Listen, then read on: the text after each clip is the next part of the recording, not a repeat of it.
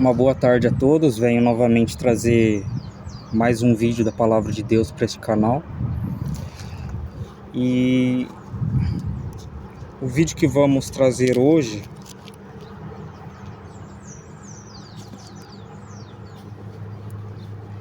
vem falando a respeito da salvação em si e também da perseverança na fé, né? Mais em específico com relação à perseverança, ok? Ou reconheço que nesses últimos dias o que a gente precisa mesmo fazer é perseverar na fé, é perseverar na graça de Deus e permanecer no mesmo caminho, ok? Reconheço que já deu tempo de andarmos em inconstância, né? Ora estando no caminho de Deus, ora andando junto com o mundo. A gente precisa escolher um lado, a gente precisa optar por Deus, ok? Se Jesus é a única salvação, então fora dele nós estamos completamente perdidos, ok? E eu lembro as palavras que Jesus disse enquanto ainda estava em vida, né? Ele falou: aquele que perseverar até o fim será salvo. E a respeito da grande tribulação, ele falou que nós seríamos entregues à morte.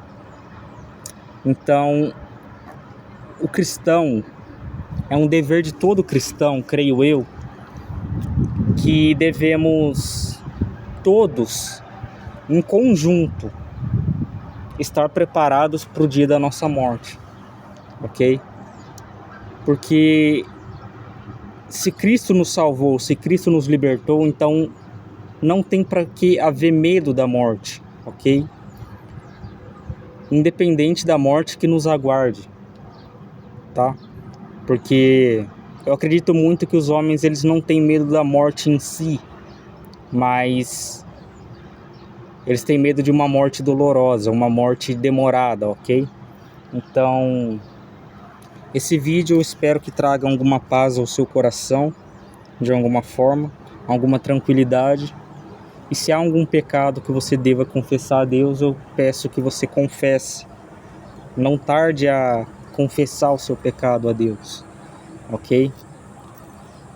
Você não sabe o dia da sua morte, você não sabe se é hoje, se é amanhã, e só isso já é desesperador por si só, ok?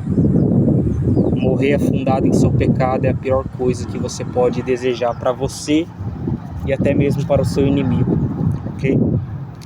Vamos abrir então em Hebreus 10, vai ser o capítulo completo, ok? São 39 versículos e eu vou lendo e vou explicando eles, ok? Diz o seguinte no verso 1: Porque tendo a lei a sombra dos bens futuros e não a imagem exata das coisas, nunca pelos mesmos sacrifícios que continuamente se oferecem cada ano, pode aperfeiçoar os que neles se achegam. Então, aqui Paulo está relatando que os sacrifícios oferecidos no passado, de bois, de ovelhas, não podiam aperfeiçoar as pessoas que estavam oferecendo aquele sacrifício, ok? Não podia purificar aquelas pessoas, de certa forma, por meio daqueles sacrifícios. Ou seja, o que Paulo quer dizer aqui é que as pessoas, desde o tempo passado, elas não eram purificadas, perdoadas os pecados delas por meio daqueles sacrifícios. Aquele sacrifício era um meio que Jesus estabeleceu para que por meio da fé a pessoa alcançasse o perdão, não por meio do sacrifício. Porque em várias passagens no Antigo Testamento, você percebe que quando o povo está atraindo a ira de Deus sobre si e estão oferecendo sacrifícios em vão no altar de Deus, a fim de serem perdoados, você percebe que Deus não perdoa o povo, por mais que eles estão fazendo um rito que Deus estabeleceu. Mas não, eles estão fazendo com uma disposição errada, eles estão fazendo com um coração completamente endurecido. Eles não estão se arrependendo de verdade, eles não estão tendo fé verdadeira no sacrifício de Jesus, porque o sacrifício da ovelha ali representa Cristo, ok? O Messias que viria para salvar aquele povo. Então, estaria de certa forma ligado ao sacrifício de Jesus na cruz, aquele cordeiro, ok? Porque o cordeiro não havia vindo ainda. Então, se eles tivessem fé que aquele cordeiro estava perdoando os seus pecados, que representava Deus, aquele cordeiro representa Deus, de forma alguma isso é uma adoração a animais, porque a Bíblia proíbe a adoração a animais, ok? A outras coisas que não seja Deus. Então, aquele cordeiro, na verdade, é algo que as pessoas deveriam lembrar, que Jesus haveria de vir e morrer pelos nossos pecados. Então é a fé no Messias que viria, ok?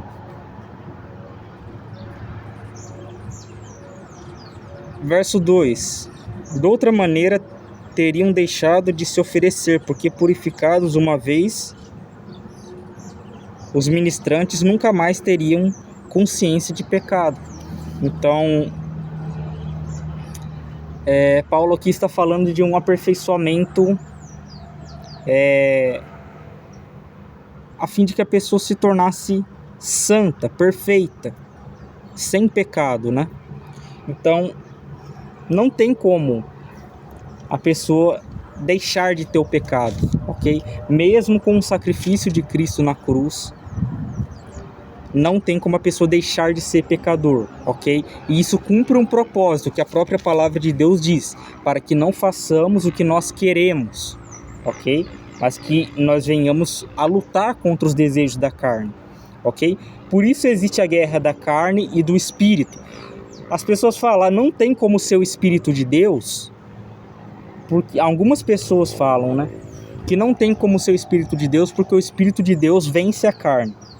Ok, eu concordo que o Espírito de Deus vence a carne. Mas a própria palavra também fala que Janes e Jambres resistiam a Moisés. Ok? E ele cita que como Janes e Jambres resistiram a Moisés, e ele diz que algumas pessoas no século atual resistem ao Espírito Santo. Ok? Então, existe algo que resiste contra o Espírito Santo, e isso é a sua carne. Entre aspas, tirando a carne como algo subjetivo, como algo, como posso dizer, como algo abstrato, ok? A carne não é algo abstrato, é algo real, é algo palpável. Ou seja, essa carne é você mesmo, ok? Não tem como você separar a carne como algo num sentido simbólico ou num sentido abstrato, ok? A sua carne é você, ok? Porque sem o seu corpo você não vive. Então, o que luta contra o espírito é a carne, o que luta contra a carne é o espírito. Então, você não pode dizer que fazer a vontade do espírito é fazer a vontade do seu espírito. Não, é fazer a vontade do Espírito Santo. Ok? Porque é ele que vence a carne. Como muitas pessoas dizem, ele vence a carne. Então, o único jeito de você vencer a sua carne é dando ouvidos ao Espírito Santo. Ok?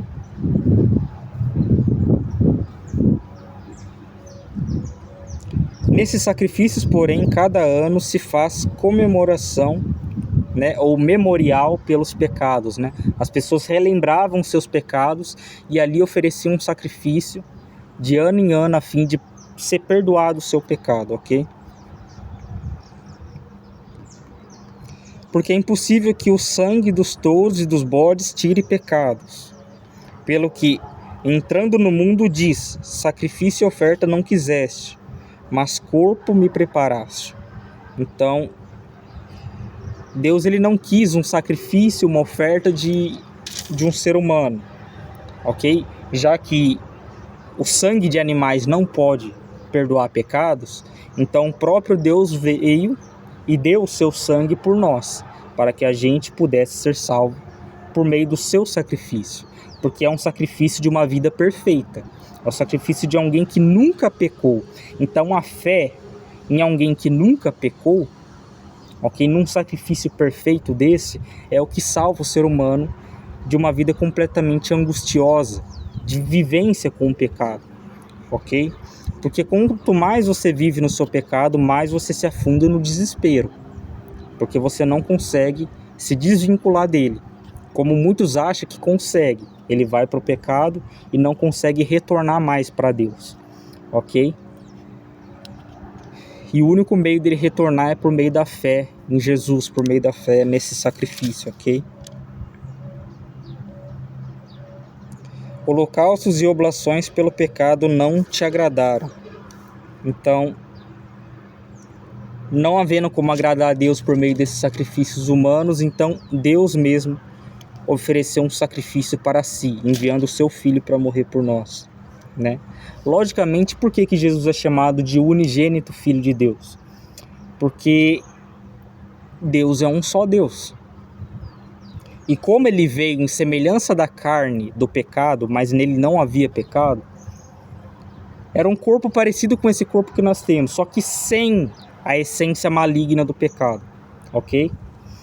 Então, desde o nascimento de Jesus não houve pecado, nem intenção de pecado, ok? Porque o próprio Jesus falou que se o homem olhar para uma mulher e desejar em seu coração, ele já pecou. Então, podemos supor que Jesus não pecou nem em vista, ok? Então, o corpo de Jesus podia ser tentado a isso, como a palavra diz que em tudo ele foi tentado à nossa semelhança. Então, ele foi tentado a isso, lá no deserto, ok? Porém, ele não pecou de nenhuma maneira, nem por vista, nem por meio algum, ok?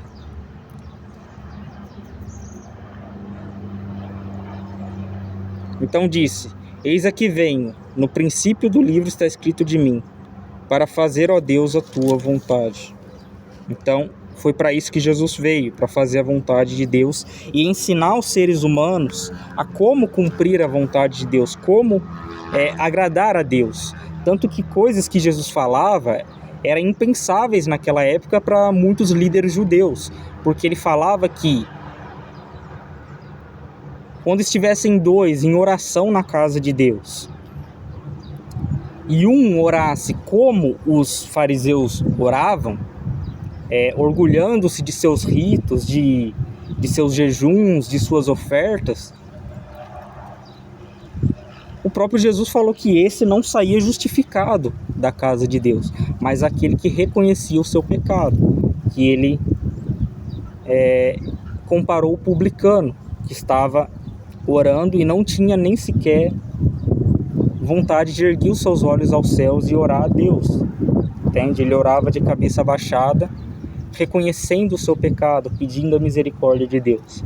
E Jesus disse: esse desceu justificado à sua casa.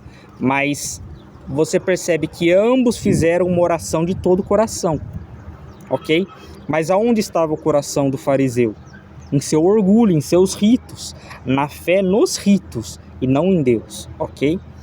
E aonde estava o coração do publicano? Totalmente em Deus, porque certamente ele reconhecia que só Deus poderia perdoar o seu pecado.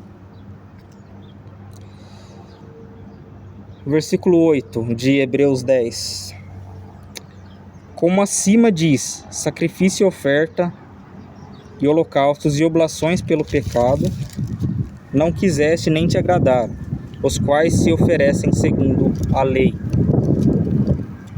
Então disse: eis aqui venho para fazer, ó Deus, a tua vontade. Tira o primeiro para estabelecer o segundo. Isso é o primeiro sacrifício, ok? Para estabelecer, para exaltar o segundo sacrifício acima de todos os outros, ok? Na qual vontade temos sido santificados pela oblação do corpo de Jesus Cristo, feita uma só vez. Então, por meio de apenas um sacrifício, nós conseguimos alcançar perdão infinito dos pecados, ok? Se de coração pedimos para que Deus perdoe os nossos pecados, crendo que Ele perdoará, receberemos esse perdão, ok? E assim todo sacerdote aparece cada dia ministrando e oferecendo muitas vezes os mesmos sacrifícios que nunca podem tirar os pecados. Mas este, havendo oferecido um único sacrifício pelos pecados, está assentado para sempre à destra de Deus. Daqui em diante, esperando até que os seus inimigos sejam postos por escábulo de seus pés. Então, esse Jesus que ofereceu apenas um sacrifício está reinando desde já diante de Deus, ok? Ele está reinando como o próprio Deus, ele é Deus, né? Então, ele está apenas esperando que os seus inimigos, contrários à fé cristã, sejam postos debaixo de seus pés para serem julgados por ele, ok? Verso 14. Porque com uma só oblação, isso é um sacrifício, né? Aperfeiçoou para sempre os que são santificados. E também o Espírito Santo nolo testifica, porque depois de haver dito: este é o concerto que farei com eles. Depois daqueles dias, diz o Senhor, porei as minhas leis em seus corações e as escreverei em seus sentimentos, em seus entendimentos, acrescenta, e jamais me lembrarei de seus pecados e de suas iniquidades. Ora, onde há remissão destes, não há mais sacrifício pelo pecado. Então Paulo está querendo dizer o seguinte: Cristo ofereceu um sacrifício perfeito pelo pecado, e o Espírito Santo testifica o seguinte, que esse é o concerto que Deus faria com eles, de colocar a lei escrita no coração dos homens. O que é colocar a lei escrita no coração dos homens? Tem uma passagem em Salmos 119, que vai dizer o seguinte: guardei a tua palavra em meu coração, a fim de não pecar contra ti. Então esse é o intuito da pessoa memorizar. A palavra ali está escrita que colocaria no coração e no entendimento humano. Então a pessoa tem que entender o que está escrito, ok? A pessoa tem que entender o que está sendo falado, para assim poder praticar. E com o que ela pratica? Com o seu coração, com a sua vontade, com o seu desejo de praticar aquilo. Mas devemos lembrar que também, nisso também devemos ser dependentes de Deus, porque está escrito que Ele opera em nós, tanto querer quanto realizar. Se Deus não operar em nós a vontade de querer realizar essas coisas, nós não vamos realizar por si só. E se realizarmos, distante dele, de nada presta, ok? Então, as obras de nada prestam sem Deus, ok? Por isso muitos ateus vão ser condenados, porque as suas obras não prestam de nada sem Deus. Eles vão colher o fruto de suas boas ações? Vão. Mas o que vai adiantar você receber o fruto que você plantou de uma boa ação, se você não vai receber a salvação no final? Que é a maior bênção que um ser humano pode receber. Entende? De todas as bênçãos que Deus tem a oferecer, seja material ou imaterial, a santificação, a fé e a salvação é a maior delas, ok?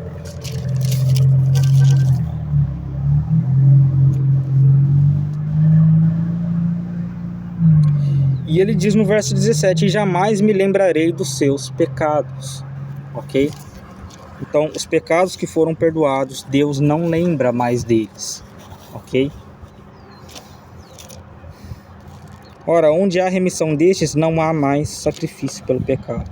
Verso 19. Tendo, pois, irmãos, ousadia para entrar no santuário, pelo sangue de Jesus, pelo novo e vivo caminho que ele nos consagrou pelo véu. Que véu é este? Isso é pela sua carne. O seu corpo foi o véu que foi rasgado. Muitas pessoas acham, Deus rasgou o véu físico do templo e a partir dali muitas pessoas muitas pessoas poderiam ter acesso ao Santo dos Santos. Ok? Em partes está correto. Por que eu digo isso? Porque muitos judeus ainda acreditam que só quem tem acesso ao Santo dos Santos é o sacerdote, ok? Muitos judeus ainda acreditam nesses velhos ritos. Então, eles não acreditam que o véu foi rasgado para que eles possam entrar. Só que o verdadeiro véu que eles têm que crer que foi rasgado para eles poderem ter acesso ao Santo dos Santos não é o véu físico de pano, ok? É um véu de carne. E esse véu que ele está falando é o corpo de Jesus, ok? O corpo de Jesus foi dilacerado, foi moído lá na cruz por causa do meu e do seu pecado, ok? E com este sangue, com este sacrifício, podemos entrar no Santo dos Santos. Não para viver uma vida de pecados, ok? Mas para fazer o que agrada aquele que se sacrificou por nós, ok?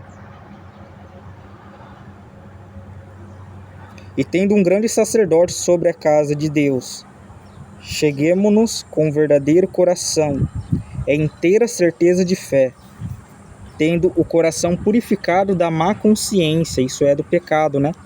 E o corpo lavado com água limpa. Essa má consciência é uma predisposição ao pecado. A pessoa tem que abrir mão do desejo de praticar o pecado, ok?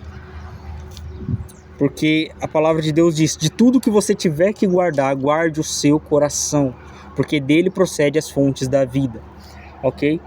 Deus não falaria que você tem que guardar o seu coração se isso não fosse importante, ok? Porque o próprio Jesus fala que do coração saem os maus pensamentos. Então logo nós podemos supor que o nosso coração ele é como um espelho, ok? Ele é um espelho do quê? Na verdade, a nossa mente é um espelho, vamos dizer assim, ok? Porque é a nossa mente que está refletindo algo. O que a nossa mente está refletindo? O que está no nosso coração, ok? É onde parte os anseios, os desejos, as vontades, ok? E aonde parte a nossa natureza, ok? Então nós temos que crer o seguinte, que nós temos duas naturezas quando somos regenerados por Deus.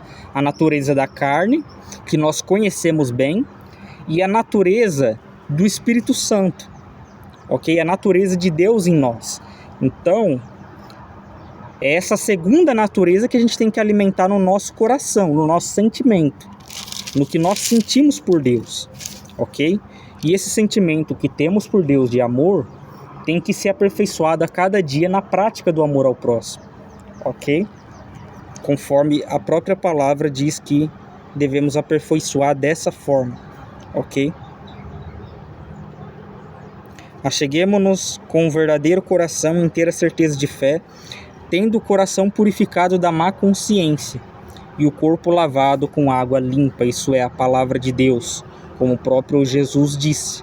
Todos vós já estão limpos pela palavra que vos tenho falado, ok? Mas se referindo a Judas, ele disse, mas nem todos vós estáis limpos, ok? Porque Judas não havia recebido a palavra com total sinceridade em seu coração. Retenhamos firmes a confissão da nossa esperança, porque fiel é o que prometeu.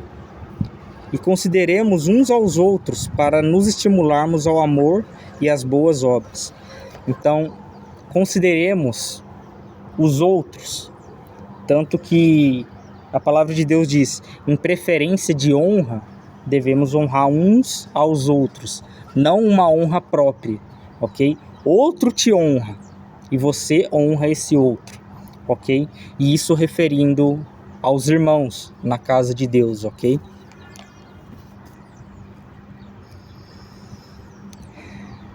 Vamos lá.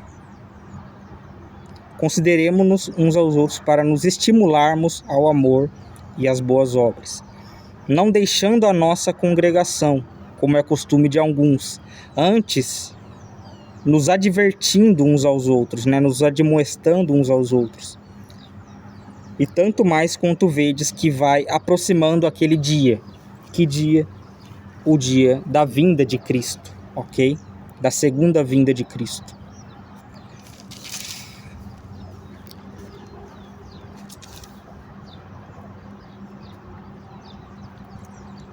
Então disse, aqui ó,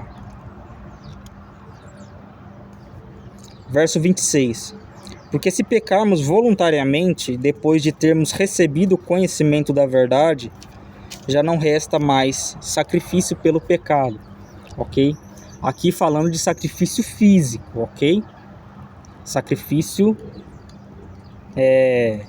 de ovelhas, de animais. Não resta mais sacrifícios, se voluntariamente pecarmos depois de ter recebido o conhecimento da verdade, ok?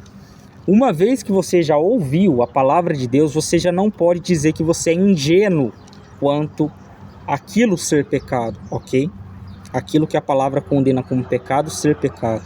Uma vez você ouvindo o evangelho, você já tem consciência daquilo que você pode estar fazendo, se é pecado ou não, ok?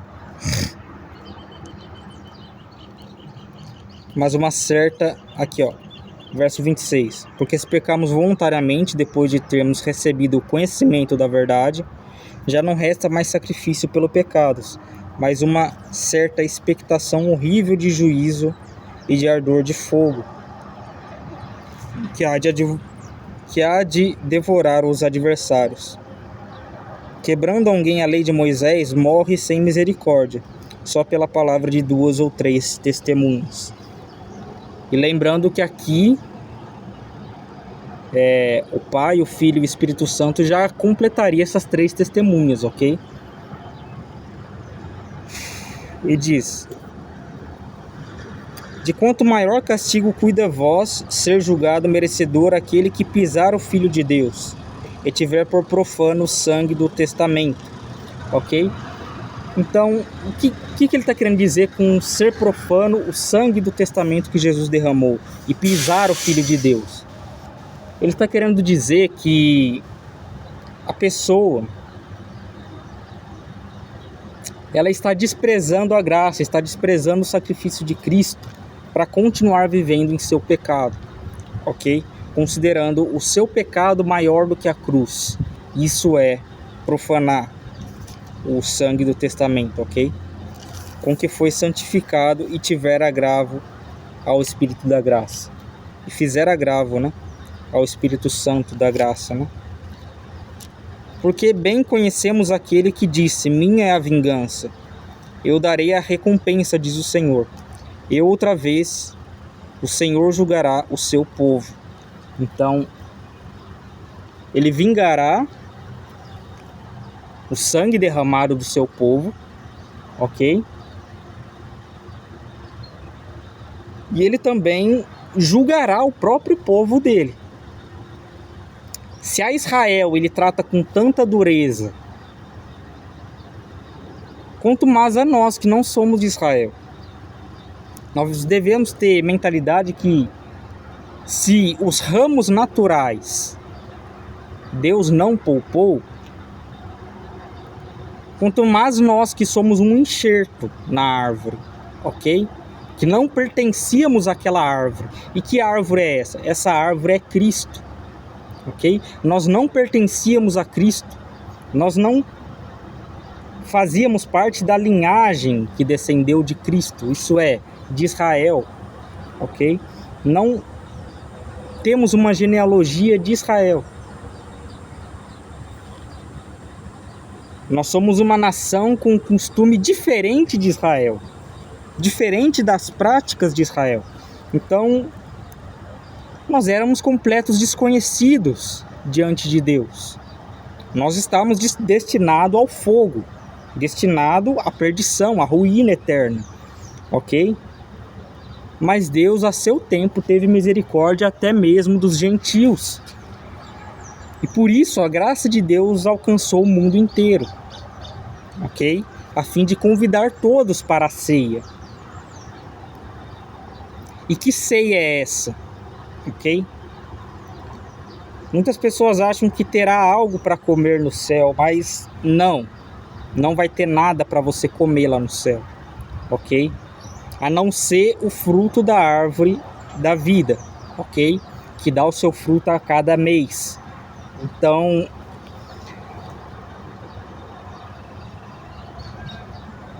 Então basicamente, não vai ter como a pessoa se alimentar lá no céu. O que é essa boda do cordeiro que ele fala, né? Que seria, na verdade, um sacrifício que Deus tem preparado para o seu povo. Que sacrifício é esse? É a morte dos seus inimigos. Ele não diz que ele é o vingador de todas essas coisas, como já relatou essas passagens que acabei de ler. Então, ele sendo vingador, tanto que em Apocalipse fala: venham para se reunir para comer carne de cavalos, de cavaleiros, de homens, de fortes, de governantes, de plebeus. Carnes de homens. Você acha que Deus é um Deus canibal? Que permite o canibalismo? Claro que não. O que ele está querendo dizer é que o espírito humano, a alma humana que estará no céu, ela tem sede de justiça, como ou na quinta trombeta ou no quinto selo. Eu acho que é no quinto selo. A alma dos que foram decapitados por causa do testemunho de Deus, de Cristo, na grande tribulação, a alma dos decapitados,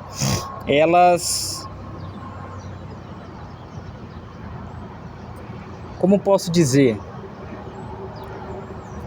A alma dos decapitados começam a pedir justiça a Deus por causa daqueles que derramaram o sangue delas na terra. Ou seja, no céu a pessoa vai lembrar de quem matou ela. No céu a pessoa vai lembrar que alguém torturou ela até a morte. E vai pedir justiça a Deus. É mais do que justo que a pessoa peça justiça. Ela derramou a sua vida por Deus. Ela deu a sua vida por Deus. É mais do que justo que essa pessoa peça justiça a Deus. Já que Deus é o vingador, ele pode fazer isso. Ok? Então vamos lá.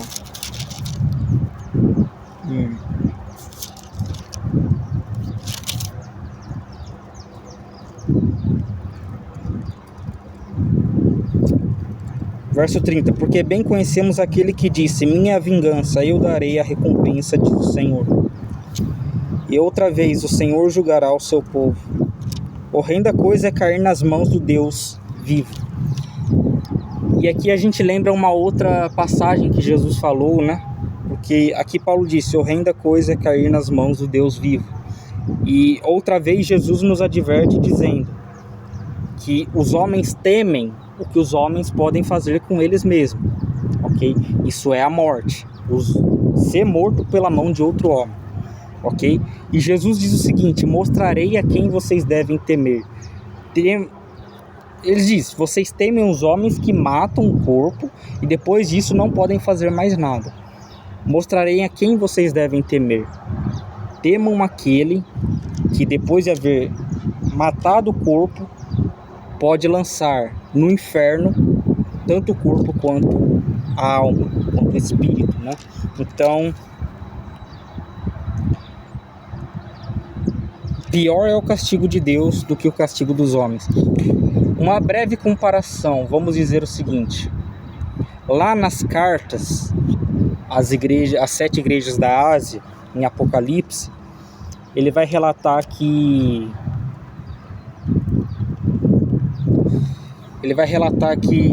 uma das igrejas seria, algumas daquelas pessoas, daquelas 7 igrejas, seriam levadas para a prisão e passariam tribulação de 10 dias.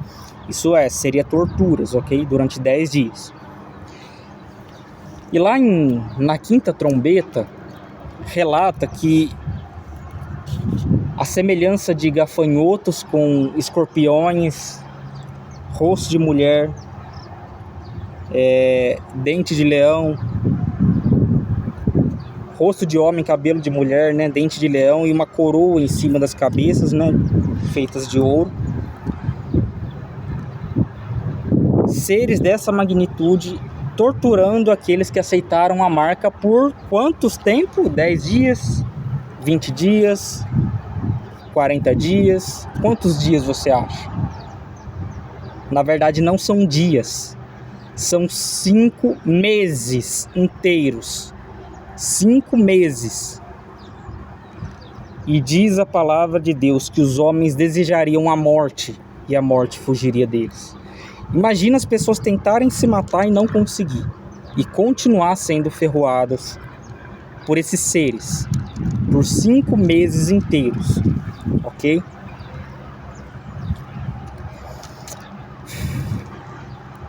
É muito difícil a gente imaginar que apenas Israel receberá o selo,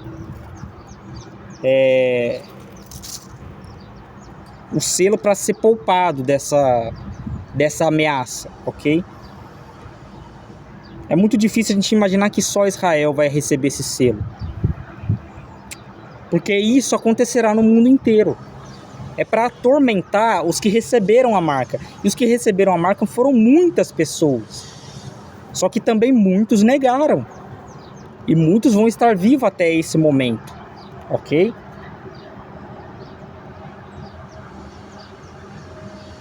Então,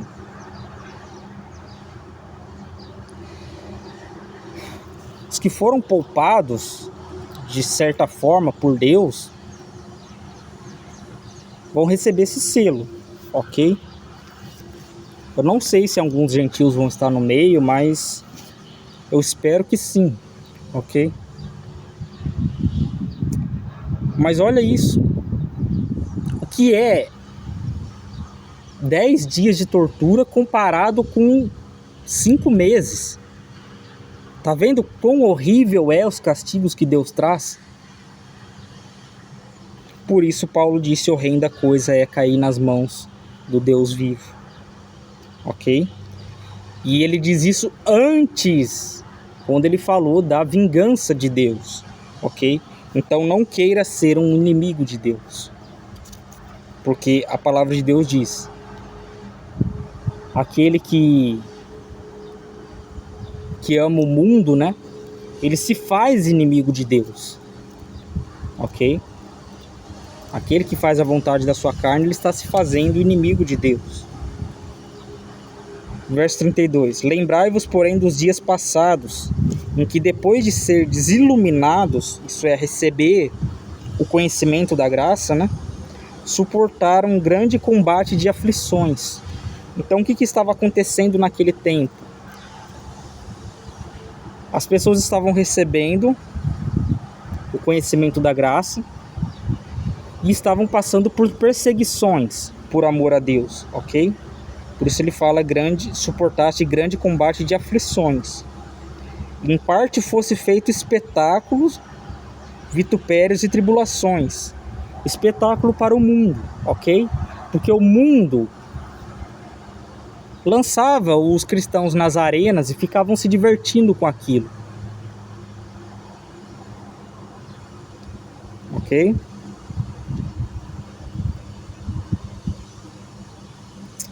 E com vitupérios e tribulações, né? E em parte fostes participantes que assim foram tratados. Então, devemos ter uma consciência do seguinte, que a palavra de Deus nos alerta. Se passarmos por tribulação, tenhamos em mente que não só nós estamos passando, mas nossos irmãos no mundo inteiro também estão passando essas tribulações. E muitas das vezes as tribulações dos nossos irmãos, a maioria das vezes, é infinitamente maior do que as nossas, ok? Porque nós aqui no Brasil não sofremos grandes perseguições ainda, ok? Chegará um momento que nós seremos perseguidos de tal maneira como é lá no Oriente Médio, ok? Como é lá nos países árabes, onde perseguem cristãos e judeus. Então, não somente lá, mas ao redor do mundo inteiro, na África, em diversos lugares onde o cristianismo não é bem aceito, ok? Porque também, verso 34, porque também vos compadeceste dos que estavam nas prisões e com alegria permitiste a expoliação dos vossos bens, sabendo que vocês mesmos tende nos céus uma possessão melhor e permanente, né? Então, o que dá a entender é que esses cristãos tiveram as suas posses, os seus bens materiais tomados e também eram perseguidos. Só que eles se alegravam com os que eram perseguidos, ok? E visitavam nas prisões os que eram perseguidos, tanto que isso entra a questão que Jesus falou: estava preso e foste me ver, né? Quando ele fala em Mateus 25 do grande julgamento, né? Estava com fome e deu de comer, estava com sede e me deu de beber, estava forasteiro e me acolheu, estava nu e me vestiste, enfermo e na prisão e foste me ver. Isso se encaixa nessa passagem, em se compadecer do que estavam na prisão, né? E com alegria permitiram a expoliação dos vossos bens, sabendo que tem uma possessão muito melhor e permanente no céu. Não rejeiteis, pois, a vossa confiança, que tem grande e avultado galardão. Porque necessitas de paciência, para que depois de haver feito a vontade de Deus, possa alcançar a promessa. Ok? Que promessa é essa? A vida eterna. Porque ainda um pouquinho de tempo, e o que há de vir, virá e não tardará. Isso é Cristo. Então, essa questão de paciência que ele está pedindo aqui é justamente paciência com a vinda de Cristo, ok? Ele diz: mas o justo viverá por sua fé. E se ele recuar, a minha alma não tem prazer nele. Isso é uma passagem do Velho Testamento, ok? Eu não vou saber onde se localiza ela, mas o que Paulo citou aqui é claramente uma passagem do Velho Testamento, que diz o seguinte: o justo de Deus, o meu justo, Deus dizendo, viverá pela fé. E se ele recuar, a minha alma não se alegrará nele. Ok? Mas Paulo conclui dizendo: nós, porém, não somos daqueles que se retiram para a perdição, mas daqueles que creem para a conservação da alma. E eu acho que essa é a palavra mais interessante com relação ao método de salvação de Jesus, ok? Porque muitas pessoas acham que Cristo veio livrar elas das aflições no corpo, mas não. Tanto que Jesus disse: vos entregarão à tribulação, vos perseguirão, vos matarão, e isso dizendo com relação à grande tribulação que há de vir sobre o mundo todo, ok? Mas o que Paulo diz é: nós não somos dos que recuam para a perdição, mas dos que avançam para a conservação da alma. Esse é o método de salvação de Jesus: conservação da alma. Conservar a sua alma no estado de salva, ok? A partir do momento que você morre em Cristo, você passa da morte para a vida e Deus vai cuidar da sua alma durante esse tempo em que você estiver lá. Deus vai cuidar da sua alma a ponto de você sentir o cuidado de Deus perto de você. Isso é uma experiência que nenhum ser humano teve na Terra. Por mais perto que as visões de Ezequiel, Daniel poderiam colocar eles diante de Deus, perto de Deus, eu acho que nada mais é agradável do que você estar perto de Deus definitivo, eternamente, ok? Acho que nenhuma experiência humana com milagres, visões, qualquer outro tipo de coisa pode ser maior do que esta, da alegria, da salvação eterna, ok? Da conservação eterna da alma. Esse é o método de Jesus, ok? Não é livrar o ser humano no físico. Nós podemos pedir misericórdia a Deus, ok? Nós podemos pedir que Deus poupe o nosso corpo. O próprio Jesus fez isso, ok? Quando ele estava no Getsemane, quando ele começou a suar até sangue, de tamanha aflição que ele estava, ele começou a pedir a Deus: Pai, se possível, afasta de mim esse cálice, mas contudo, seja feita a sua vontade. Jesus, se possível, ele queria fugir da morte. Só que se não fosse possível fugir da morte, e Jesus sabia que não era possível, mas de uma certa forma a alma dele estava aflita naquele momento, angustiada. O corpo humano de Jesus estava angustiado, mas o Espírito de Jesus, que era o Espírito Santo, estava pronto para ser entregue, para entregá-lo à morte. Assim como ele foi conduzido pelo Espírito Santo ao deserto para jejuar por 40 dias, ele também foi conduzido pelo Espírito Santo para ser morto na cruz. Ok? Então, seguindo o exemplo de Cristo, também venhamos ser como Cristo nesse requisito, ok? Se possível, afasta de mim esse cálice, mas se não, que seja feita a tua vontade, ok?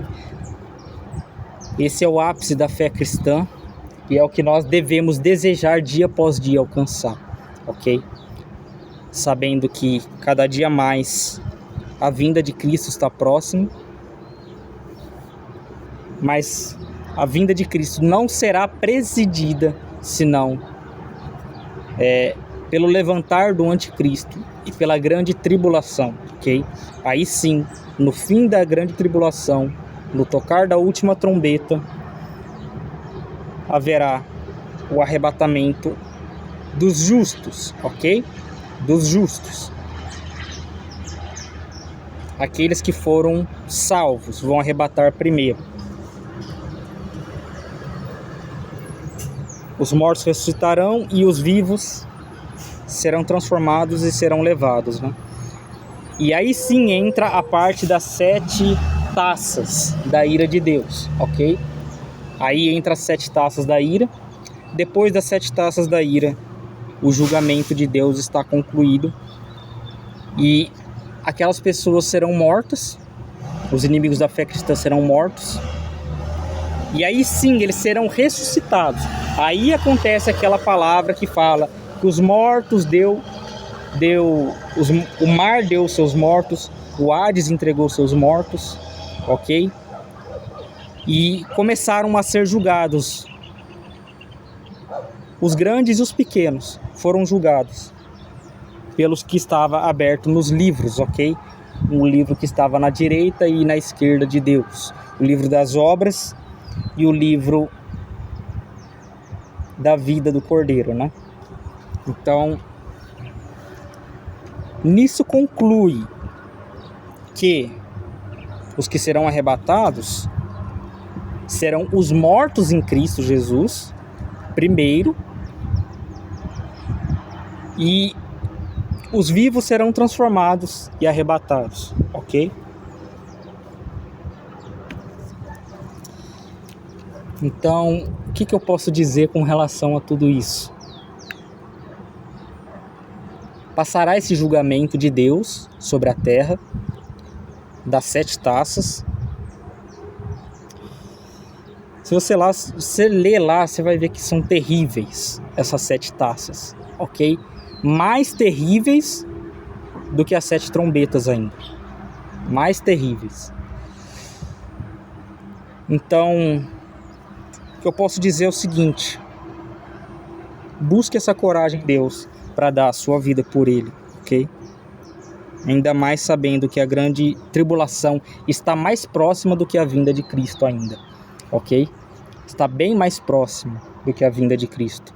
Porque em um só dia, a gente vai perceber que todos ficarão em uma situação igualitária. Ricos e pobres estarão completamente falidos, entre aspas, ok?